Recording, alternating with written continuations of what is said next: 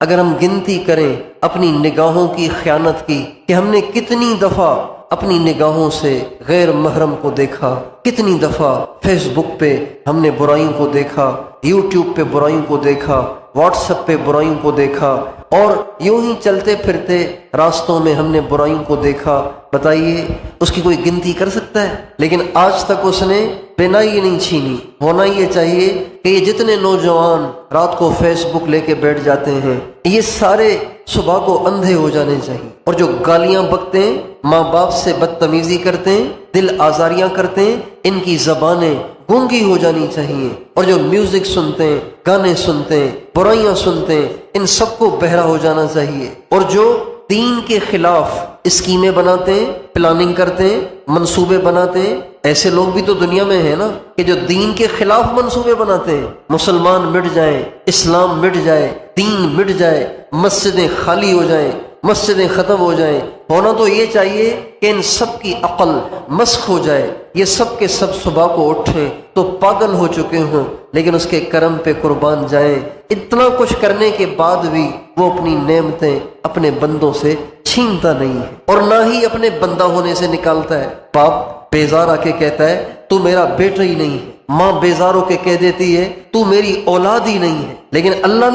اللہ کبھی بھی یہ نہیں کہتا کہ تو میرا بندہ ہی نہیں ہے، کبھی بھی اللہ یوں نہیں کہتا۔ اور ہمیں اور آپ کو تو وہ کیا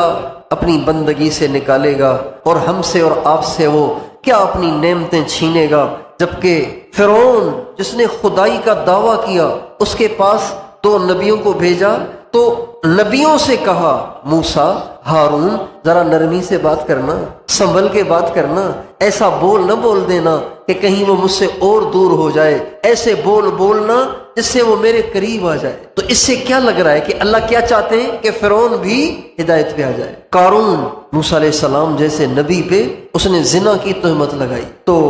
موسیٰ علیہ السلام نے اس کو بددعا دے دی، بددعا دی تو زمین پھٹ گئی اور وہ زمین میں دھس گیا۔ مگر جب وہ زمین میں جا رہا تھا تو وہ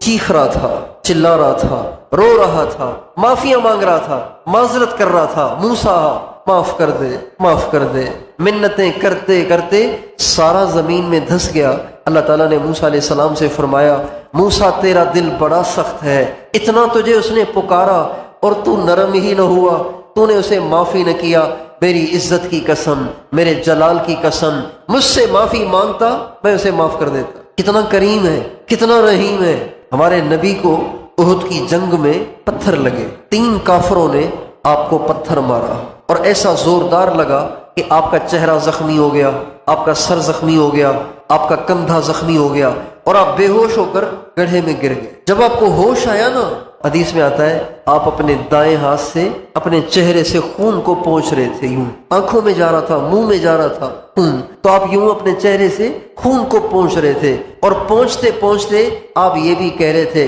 بھلا یہ لوگ کیسے کامیاب ہوں گے جنہوں نے اپنے نبی کا یہ حال کر دیا ہے، جنہوں نے اپنے نبی کو نہیں چھوڑا، اس کو لہو لہاں کر دیا، اس کا سر پھوڑ دیا، اس کا سر زخمی کر دیا، تو یہ لوگ کیسے کامیاب ہوں گے؟ جو ہی ہمارے نبی نے یوں کہا تو اللہ تعالیٰ نے قرآن کی آیتیں بھیج دیں، میرے نبی آپ ایسے نہ کہیں، آپ نہ کہیں ایسے، آپ ایسے نہ کہیں، آپ یوں نہ کہیں کہ کیسے کامیاب ہوں گے، آپ دعا کریں۔ چنانچہ ہمارے نبی نے دعا کی اللہم اغفر لقومی فإنہم لا یعلمون، اے اللہ یہ پتھر مارنے والے میں ان کو معاف کرتا ہوں، تو بھی ان کو معاف کر دے۔ اللہ تعالیٰ بڑے مہربان ہیں، بڑے کریم ہیں، بڑے شفیق ہیں، اور ایسا اس نے نظام بنایا ہے کہ گنہگار سے گنہگار بھی اگر تھوڑا سا عقل سے کام لے، تھوڑا سا ہوش سے کام لے، تھوڑا سا سمجھ سے کام لے تو وہ بخشا جا سکتا ہے۔